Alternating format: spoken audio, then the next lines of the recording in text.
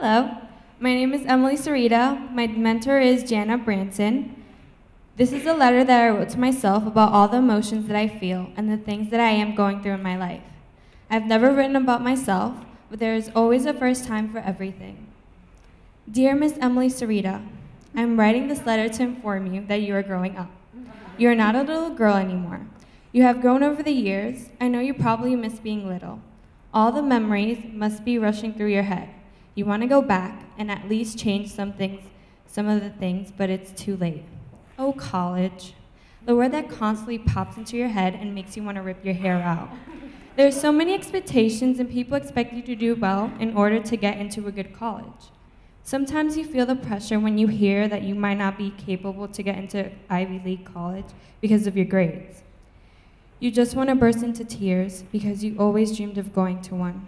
There are so many things that they expect from you, Emily. While you were growing up, you realized something. In your 6th grade class, there was a mystery story contest. One student from each class would represent their class for the contest. You were so excited because at the moment, so many ideas were rushing through your head. It finally hit you, and you stuck to the idea like glue. You slipped a blue pen in your hand and you just started writing. The idea was just pouring quickly and your hand just responded by writing endlessly. While you reached a certain age, you entered middle school. You started to get invitations to parties and friends were asking you to come over to their places or have sleepovers. You would always reply, "No, I'm sorry, my mom said I can't." This wasn't true. You just never had the courage to ask your mom because you always knew the answer that she would give you, until one day you were in the 8th grade. Your best friend was having a birthday party and you really wanted to go. So you gathered all the courage you had and approached her.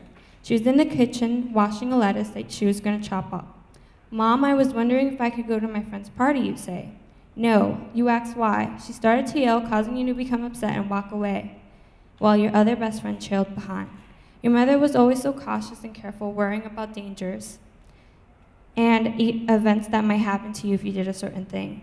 It made you feel suffocated, like sometimes you don't have that much freedom because once you told her something, she freaked out or yelled. So you just didn't argue back and you would hold back the things you would say in your mind and at the tip of your tongue. There would be a scenario that would play in your head, playing what you would say to her in your mind. You always wondered what would happen if you never held back what you thought. Now you're 16 and you are trying to balance schoolwork, your parents, college planning, and activities. You have the thoughts of being a lawyer and a writer swirling through your mind while you try to deal with high school.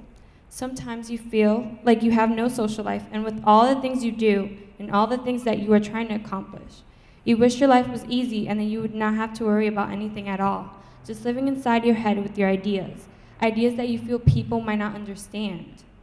You always get told that you are always living in your own little world, but what people might not notice is that to you, in your own little world is where you feel safe.